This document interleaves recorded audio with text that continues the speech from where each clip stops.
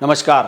हमारे इस चैनल पर पिछले कुछ वीडियोस को आप लोगों ने जो शानदार रिस्पॉन्स दिया है, उसी की वजह से हमारी हिम्मत बनी है कि हम इस तरह के मुद्दों को उठा सकें और उन पर चर्चा कर सकें जो विविध हैं, जिसे कहते हैं कि मिसलेनियस मुद्दे हैं, जिन पर लोग गंभीरता से सोचते नहीं हैं लेकिन हमारे और आपके जीवन को प्रभावित करते हैं। हमने कैंसर के मुद्दे पर चर्चा की, हमने एक फ्रॉड के मुद्दे पर चर्चा की कि कैसे वो अपने संबंधों को लेकर पैसा कमा रही थी, एक महिला अभिनेत्री जो थी उसके बारे में हमने चर्चा की। आज हम बात करेंगे ऑनलाइन गेमिंग के बारे में, और ये मुद्दा मुझे इसलिए भी बहुत पसंद आया और बहुत अहम लगा क्योंकि अभी हाल ही में मेरे एक परिचित हैं, उनके बेटे ने सुसाइड करने का प्रयास किया। घर वालों को पता नहीं था कि बात क्या है। वो गया अपने गांव में एक गोदाम में एक जो दवाई छिड़कने की मशीन रखी रहती है, जो खेतों पर दवाई छिड़की जाती है, उसमें से दवाई निकाली और उस दवाई को पी लिया और जान देने की कोशिश की। वो तो इत्तेफाक से अड़ोस पड़ोस के लोगों ने देख लिया उसे बेहोश होते हुए। उसे तुरंत हॉस्पिटल ले जाया गया, जहां उसके पेट से जहर निकाल दिया गया। फिर उसे 1-2 दिन आईसीयू में रखा गया, उसके बाद अब उसको घर लाया गया है। इस घटना ने मुझे चौंका दिया, हिला दिया। बहुत सारी खबरें हम समय समय पर अखबारों में पढ़ते रहते थे कि सट्टेबाजी चल रही है, बच्चे ऑनलाइन गेमिंग का शिकार हो रहे हैं, लेकिन इसके दुष्प्रभाव इस प्रकार के होंगे ये हमने कभी सोचा नहीं था। और वो एक बहुत बड़ी कहावत है कि हम लोगों को जब तक कोई पर्सनल लेवल का कोई अनुभव नहीं होता है तब तक हम किसी मुद्दे को गंभीरता से लेते ही नहीं है। इसके बाद मैंने बहुत सारी रिसर्च की तो मुझे पता लगा कि अभी हाल ही में ईडी ने, जो प्रवर्तन निदेशालय होता है, उसने मनी लॉन्ड्रिंग और कई इस प्रकार के जो मामले दर्ज किए हैं, उसमें पूर्व क्रिकेटर सुरेश रैना और शिखर धवन से पूछताछ की है ऑनलाइन गेमिंग के बारे में। तो मेरे कान खड़े हुए, मैंने जानने की कोशिश की कि आखिरकार मुद्दा है क्या। और सबसे महत्वपूर्ण बात, अभी हाल ही में जो मानसून सेशन सत्र खत्म हुआ है संसद का, उसमें सरकार एक बिल लेकर के आई है जिसे promotion and regulation of online gaming bill 2025 कहा जा रहा है। लोगों ने, जो ये विपक्ष के नेता हैं, इन्होंने तो हंगामा कर रखा था, किसी ने इस पर चर्चा नहीं की, कुछ नहीं हुई, ये सरकार ने पास करा लिया। और देखिए इसका कितना बड़ा इंपैक्ट हुआ। इसके पास करते ही ड्रीम 11 नाम की जो इतनी बड़ी कंपनी है, जो भारतीय क्रिकेट टीम को स्पॉन्सर कर रही थी, उसने अपनी स्पॉन्सरशिप वापस ले ली। अभी 9 तारीख से जो एशिया कप दुबई में शुरू हो रहा है, उसमें भारत की टीम शायद बिना किसी स्पॉन्सर के खेलते नजर आए। वो जो ड्रीम 11 यहाँ लिखा रहता था, हेलमेट पे लिखा रहता था, वो सब आपको नजर नहीं आने वाला है, क्योंकि ड्रीम 11 ने यह कहा कि सरकार जो ये कानून लेकर के आई है, इसकी वजह से हमारा धंधा बिल्कुल चौपट हो जाएगा और अब हम इस स्थिति में नहीं हैं कि हम भारतीय टीम को स्पॉन्सर कर सकें। भारतीय क्रिकेट कंट्रोल बोर्ड ने कोशिश की कोई दूसरा स्पॉन्सर मिल जाए, लेकिन स्पॉन्सर मिला नहीं है अभी तक। तो कोई बात नहीं, लेकिन ऐसा क्या है इस कानून में, उसके बारे में जानेंगे। और ऑनलाइन गेमिंग का जो व्यापार है वो किस तरीके से काम करता है, इन क्रिकेटर्स के नाम इसमें क्यों आ रहे हैं, इसके बारे में भी हम जानने की कोशिश करेंगे। देखिए, भारत में ऑनलाइन गेमिंग का जो बाजार है, आंकड़े जो मुझे मिले हैं उसके हिसाब से $100 बिलियन से अधिक का सालाना का ये कारोबार है। $100 बिलियन। और ये हर साल 30% की सालाना दर से बढ़ रहा है पिछले 3-4 सालों में। आगे तो नहीं बढ़ेगा क्योंकि सरकार कानून ले आई है। और सट्टेबाजी की जो एप्स हैं वो 22 करोड़ लोगों ने अपने मोबाइल में डाउनलोड की हुई हैं, जिनमें से 50% यानी कि 11 करोड़ इन एप्स पर सट्टेबाजी करते हैं या ऑनलाइन गेमिंग में पैसा लगाते हैं। और 11 करोड़ तो ऐसे हैं जो रोजाना इन एप्स का इस्तेमाल करते हैं। और सबसे ज्यादा जो सट्टा लगता है, जो सबसे ज्यादा पैसा लगाया जाता है, वो क्रिकेट पर लगाया जाता है। और सरकार के लिए इसे नियंत्रित करना अब एक बड़ी चुनौती बन रहा था, इसलिए सरकार को यह बिल लाने के लिए मजबूर होना पड़ा। सरकार ने इसमें सबसे पहले ईडी को एक्टिवेट किया। इससे पहले जो आईटी एक्ट है 2021 का और 2023 का, उसके आधार पर कुछ एप्स और वेबसाइट को कंट्रोल किया गया, उन्हें बंद किया गया।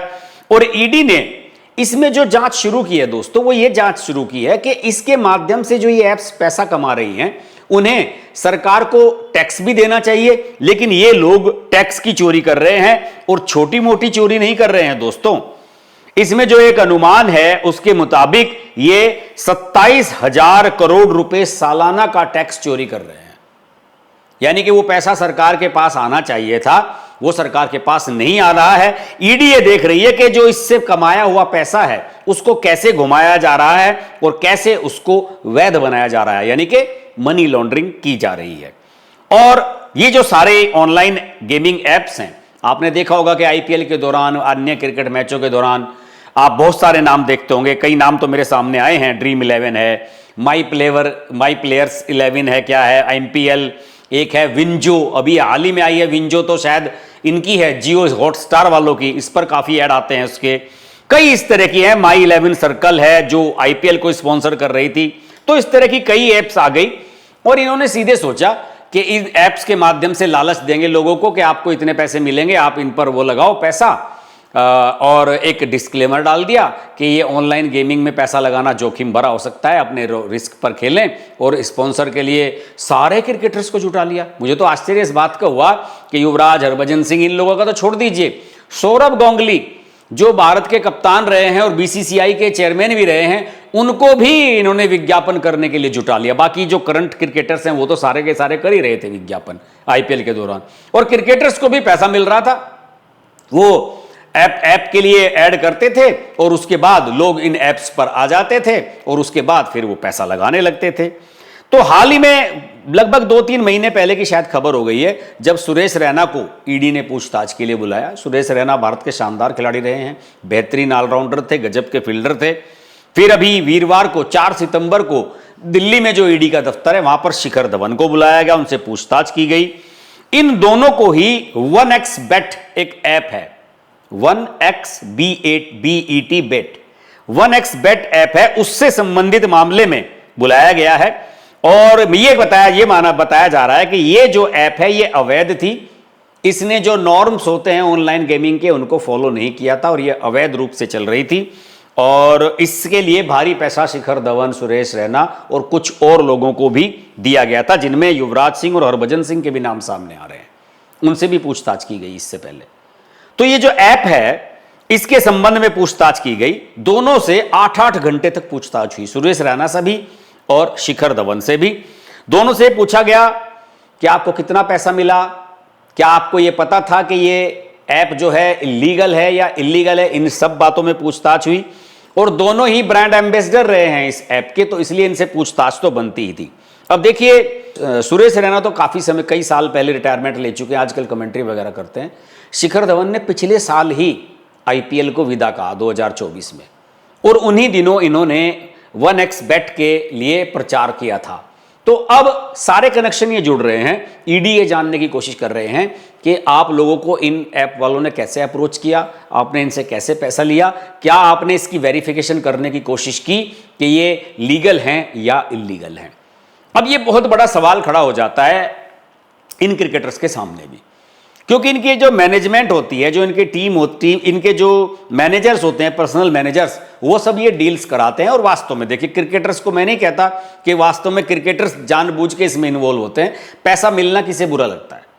तो इनके मैनेजर्स होते हैं, वो कंपनियों की ऑफर आते हैं और वो फिर उसके बाद अनुबंध साइन कर लेते हैं। मैं आपको बता दूं कि ये छोटा मोटा मामला नहीं है, इसमें क्रिकेटर से बाहर के लोग भी अब दायरे में आ रहे हैं। जैसे सोनू सूद हैं फिल्म स्टार, उनसे पूछताछ हुई है। प्रकाश राज साउथ के अभिनेता हैं, राणा दुग्गुबाती, आपने बाहुबली में उनको देखा होगा, उनसे भी पूछताछ हुई। और इवन उर्वशी रौतेला, उससे पूछताछ हुई है। मुझे तो आश्चर्य होता है कि उर्वशी रौतेला, जिसे बॉलीवुड में कोई फिल्म नहीं देता, कोई काम नहीं देता, केवल अपनी ब्यूटी के दम पर ही इन क्रिकेट मैचों में घुसी रहती है, वो कैसे घुस गई। दुबई में देखो, भारत पाकिस्तान का मैच हो रहा है तो वहां पर भी बैठी हुई है। विंबलडन का फाइनल खेला जा रहा है तो वहां भी उर्वशी रौतेला बैठी हुई है। आखिरकार इनकी क्या पीआर है, किस तरीके से ये काम करते हैं और इनका पैसा कमाने का तरीका क्या है, ये मेरी समझ से दोस्तों बाहर है। ईडी ने अपने इस जांच के दायरे में गूगल और मेटा, इन दोनों कंपनियों को भी इन्वॉल्व किया है, क्योंकि गूगल का जो ऐप स्टोर होता है उसी में से प्ले स्टोर पे से आप जानते हैं कि ऐप आप डाउनलोड करते हैं। और मेटा बहुत बड़ी कंपनी है, फेसबुक, इंस्टाग्राम, व्हाट्सएप की मालिक है। फेसबुक और इंस्टाग्राम पर इन एप्स के ऐड आते हैं, वहां पर आप क्लिक करेंगे तो वहां से भी आप इसको डाउनलोड कर सकते हैं। तो इनसे भी पूछताछ की जा रही है और इनको भी जांच के दायरे में लाया गया है। और सरकार ने टैक्स से रेवेन्यू कमाने के चक्कर में ही ऑनलाइन गेमिंग शुरू की थी, लेकिन उसे सट्टेबाजी की तरह से नहीं कह सकते। उसमें यह था कि आप गेम खेलिए, आप अपना एंटरटेनमेंट कीजिए, जैसे कैंडी क्रश वगैरह खेलते थे, उसमें पैसा नहीं लगाते हैं, लेकिन उसमें जो एड्स आते थे उसके माध्यम से एप्स पैसा कमाती थी।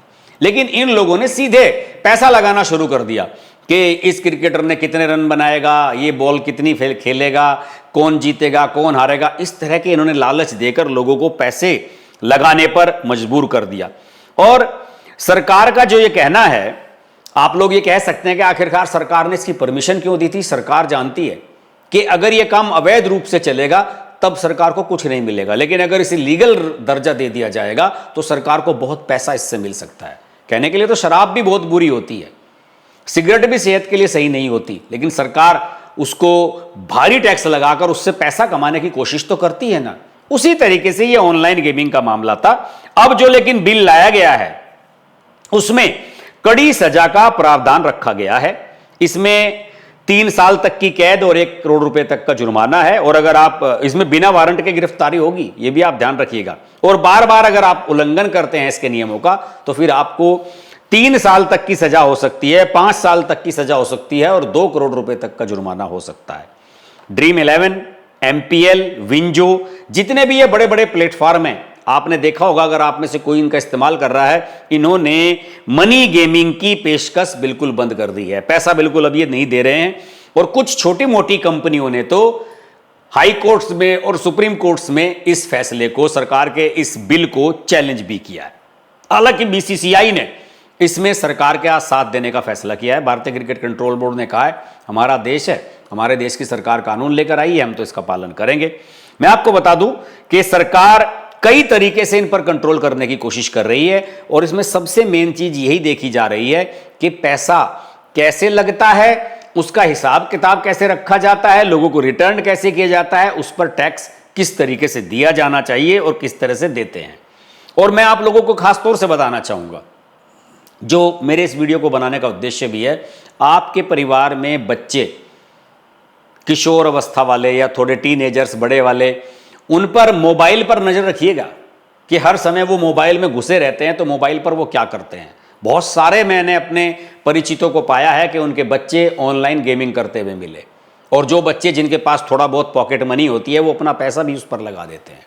तो इसलिए बच्चों पर नजर रखनी जरूरी है। यह भी नजर रखनी जरूरी है कि बच्चा जो आपके यहां गूगल पे या पेटीएम, इस तरह की जो पेमेंट करने वाली एप्स हैं, उनका इस्तेमाल कितना कर रहा है, कितनों को उन्होंने उस गेमिंग, जो जिस गेम को वो खेल रहे हैं उसके साथ उन्होंने अटैच किया हुआ है, ये देखना बहुत आवश्यक है। और देखिए, सबसे बड़ा संदेश तो अभी हाल ही में हमारे प्रधानमंत्री मोदी जी ने दिया है। ऑनलाइन गेमिंग को लेकर उनका एक वीडियो आया अभी हाल ही में, उसको हम दिखाते हैं। उस वीडियो में भी उन्होंने संदेश दिया है।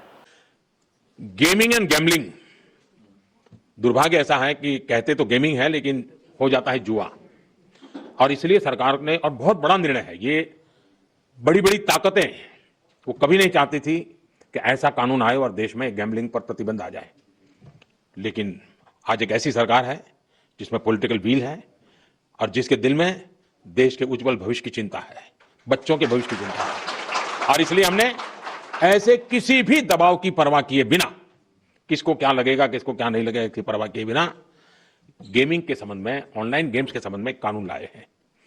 ऐसे अनेक ऑनलाइन गेम्स थे जिनसे हमारे स्टूडेंट्स प्रभावित हो रहे थे। पैसों के खेल चलते थे, ज्यादा कमाने के इरादे से लोग पैसे डालते थे। कुछ जगह से तो मुझे रिपोर्ट मिलती थी, परिवार में महिलाएं, मोबाइल फोन तो सबके पास थे, वो भी दिन में सब लोग घर से चले गए, फिर क्या करे, तो वो भी खेल लेती थी। आत्महत्या की घटनाएं मिलती थी, कर्जदार बन जाते थे। यानी बहुत बड़ा, यानी परिवारों के परिवार तबाह हो गए, आर्थिक नुकसान हो रहा था। और ये बीमारी ऐसी है कि नशे की तरह लत लग जाती है। ये गेम्स ऐसी चीजें होती है और पैसे लूटने वाले तो आपको टैप कर ही लेते, फंसा देते हैं। और ऐसा कंटेंट भी बढ़िया बढ़िया लाते हैं कि कोई भी फंस जाता है उसमें। और सब परिवारों के लिए चिंता का विषय बन गया था। और इसलिए मैं कहता हूं कि ये जो कानून बना है वो कानून अपनी जगह पे है, लेकिन बच्चों को जागरूक करना ये बहुत आवश्यक है। तो आप लोग अब समझ गए होंगे कि मेरा इस वीडियो को बनाने का उद्देश्य क्या है। देखिए, सरकार पैसा कमाना चाहती है, हम अपने बच्चों को बचाना चाहते हैं। सरकार को लगा कि बच्चों पर और इस पर पैसा लगाने वालों के भविष्य पर सवाल खड़े हो रहे हैं और बहुत सारे लोग, कोई जान दे रहा है, किसी के साथ कुछ हो रहा है, किसी का घर बार बर्बाद हो रहा है, तो सरकार ने इसे अब रेगुलेट करने का फैसला किया है। लेकिन इसके लिए सबसे बड़ी जो चीज है वो ये है कि हम अपने घर में अपने बच्चों पर, अपने परिवार के सदस्यों पर, भाई बहन पर, सब पर नजर रखें और उन सब लोगों तक ये मेरा वीडियो जरूर पहुंचा दें, जिससे इस वीडियो को देखने के बाद वो अलर्ट हो जाएं कि अगर आप अब पैसा लगाते हुए पाए गए तो आपको जेल भी जाना पड़ सकता है और कड़ा जुर्माना भी भरना पड़ सकता है। तो आज के वीडियो में इतना ही। वीडियो अच्छा लगे तो लाइक करें, शेयर करें, चैनल को सब्सक्राइब कीजिए और नोटिफिकेशन का बेल आइकन प्रेस कीजिए और अपने कमेंट के माध्यम से हमें फीडबैक जरूर दीजिएगा। नमस्कार। Hi, this is Pooja Bedi, and I'd like to say that I'm deeply grateful to Harsh for his wonderful, wonderful and courageous reporting and the fact that he always stands up for what he thinks is right. Thank you, Harsh, for all the support and all the love, and rock on. Everyone who's watching this, don't hesitate to press the like, share, subscribe button on his channel.